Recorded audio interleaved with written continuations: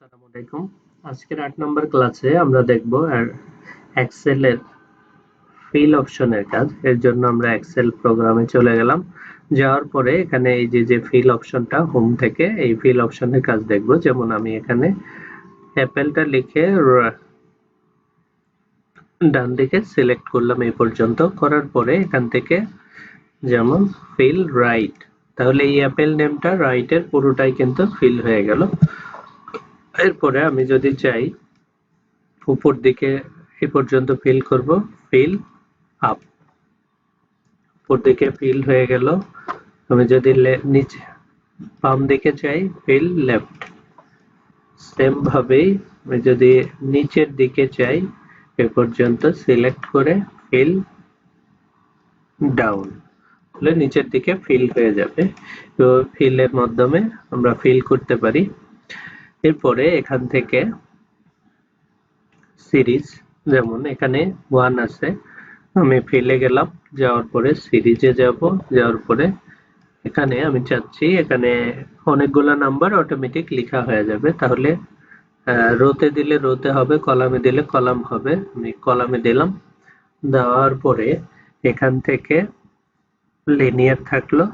তারপরে আমি এখানে 1 দিলাম আর স্টপ হবে কততে, 15, 15তে যায় এটা স্টপ হয়ে যাবে। তারপরে ওকে করে দিলাম। দেখেন 1 থেকে 15 পর্যন্ত নাম্বার আমার অটো লেখা হয়ে গেল। এখন এখান থেকে আমরা কিন্তু অটোমেটিক যেমন নাম্বার সিরিজ যেগুলো আছে, যেমন ধরেন এখানে জানুয়ারি, এখন আমরা যদি চাই এটাকে ফিল করে দিব, ওই যে আগে যে ফিল দেখলাম এটাকে এইভাবে টেনে ধরেও ফিল করতে পারি চতুর্দিকে।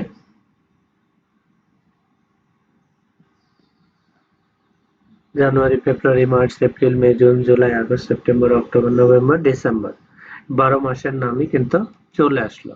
আবার এখানে যদি আমি 1 রেখে ফিল করি, এই যে এখানে মাউস পয়েন্টার যখন আসবে, আসার পরে ব্ল্যাক চিহ্ন আসলে মাউসের লেফট বাটন চেপে ধরে এভাবে টেনে দিব, তাহলে সবগুলাই কিন্তু অন হয়ে গেল। আমি যদি সিরিজ আকারে চাই, যেমন এখানে 2, 1 এবং 2 লিখলাম, এরপরে যদি এখানে টেনে দেই, তাহলে এই 1 এবং 2 দ্বারা কিন্তু সিরিয়াল ওয়াইজ সবগুলা ফিল হয়ে গেল। এভাবেও আমরা ফিল করতে পারি। এরপরে এখান থেকে আমরা দেখব অন সিরিজ, এটা দেখলাম জাস্টিফাই। জাস্টিফাইটা হচ্ছে যেমন এখান থেকে আমরা যদি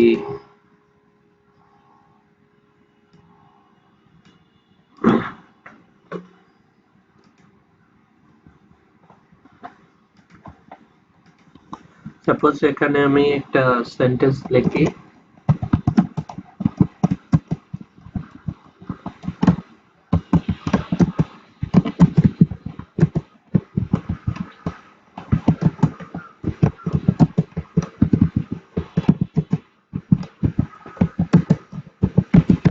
একটা সেন্টেন্স লিখলাম।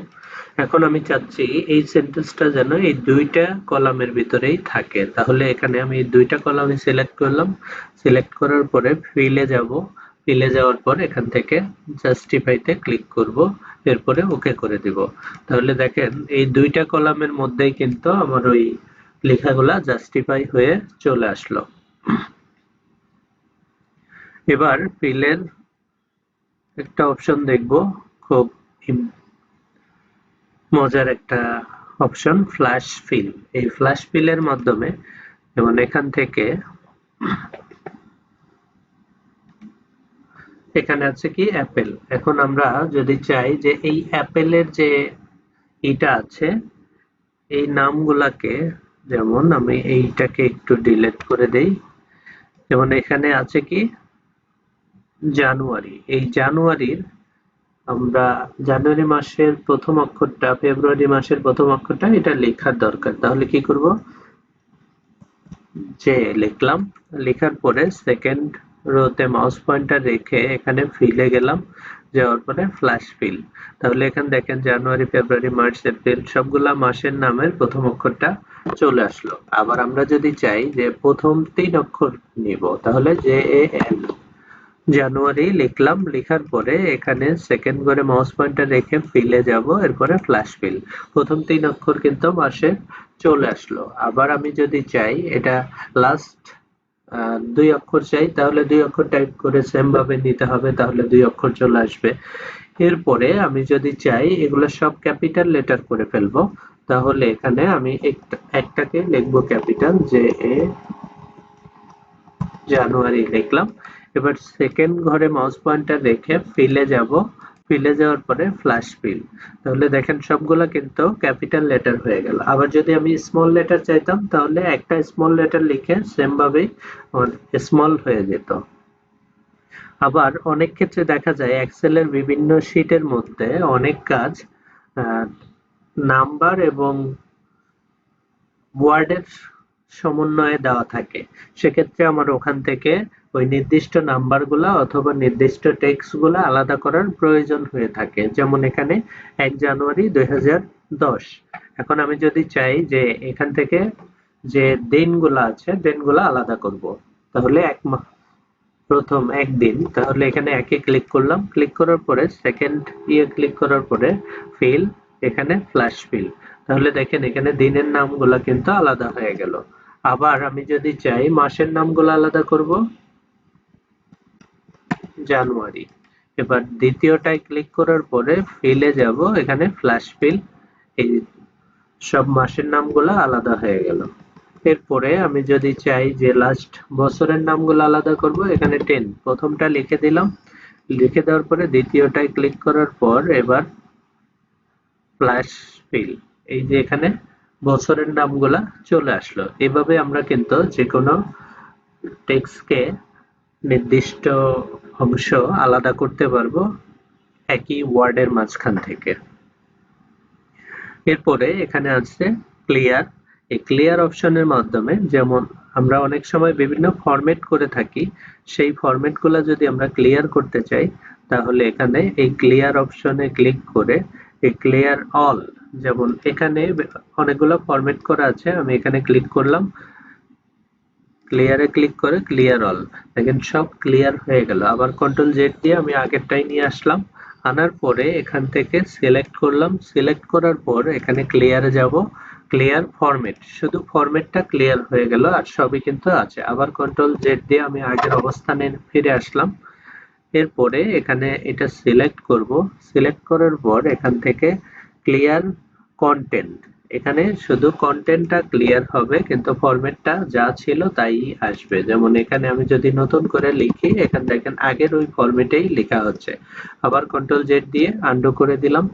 এরপরে ক্লিয়ার, এখানে ক্লিয়ার কমেন্টস, এখানে যদি কোনো কমেন্টস করা থাকে তাহলে সেই কমেন্টস গুলা উঠে যাবে। যেমন আমার এখানে একটা কমেন্টস লেখা আছে, এই যে এটা যখন মাউস পয়েন্টার এটার উপরে নিব তখন এই কমেন্টসটা দেখা যাবে উইকেন্ড নেম।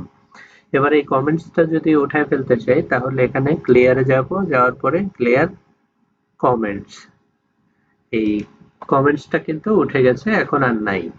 এরপরে এখান থেকে এটা সিলেক্ট করে এখান থেকে আমরা যদি হাইপার লিঙ্ক, এখানে যদি আমার কোনো হাইপার লিঙ্ক করা থাকে তাহলে সেই লিঙ্কটা কিন্তু উঠাতে পারবো এটার মাধ্যমে। দেখি এখানে কোনো হাইপার লিঙ্ক আসেনি, এখানে কোনো হাইপার লিঙ্ক নেই, তাহলে আমরা একটা হাইপার লিঙ্ক করে নিয়ে আসি। যেমন এখানে ফ্রুটস নেম, তাহলে আমি এখানে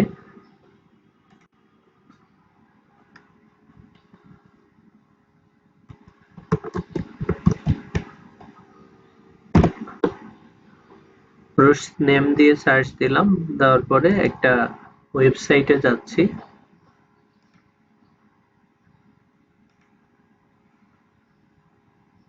যেখানে দেখেন বিভিন্ন ফ্রুটস নেম আছে। আমি এই লিঙ্কটারে কপি করে নিলাম, কপি করে নেওয়ার পর এখানে আমি এই যে মাউসের ডান এই অক্ষরটা সিলেক্ট করে মাউসের ডান বাটনে ক্লিক করে হাইপার লিঙ্কে ক্লিক করলাম। এবার এখান থেকে এই অ্যাড্রেসের জায়গায় কন্ট্রোল বি দ্বারা ওই অ্যাড্রেসটা দিয়ে দিলাম, এরপরে ওকে করে দিলাম। এখানে ক্লিক করলে এখন কিন্তু আমার ওই ওয়েবসাইটে চলে যাবে। এটা হচ্ছে হাইপার লিঙ্ক। এখন এই হাইপার লিঙ্ক যদি আমি ডিলিট করতে চাই, তাহলে এখান থেকে এই যে এটা সিলেক্ট করার পর এখান থেকে ক্লিয়ারে যাব, যাওয়ার পরে এই যে রিমুভ হাইপার লিঙ্ক অথবা clear hyper link,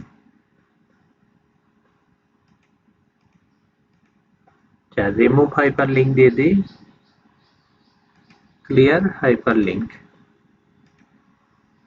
hyperlink clear হয়ে গেল। আবার এই ফরম্যাটটাও যদি দূর করতে চাই, ক্লিয়ার ফরম্যাট, এখানে ফরম্যাটটাও চলে গেল এবং হাইপারলিংকটাও চলে গেল।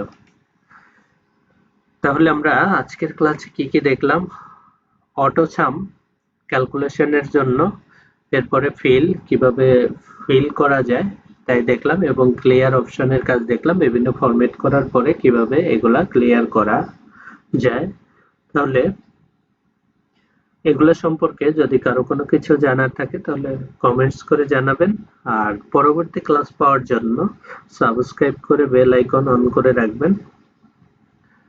ধন্যবাদ সবাইকে।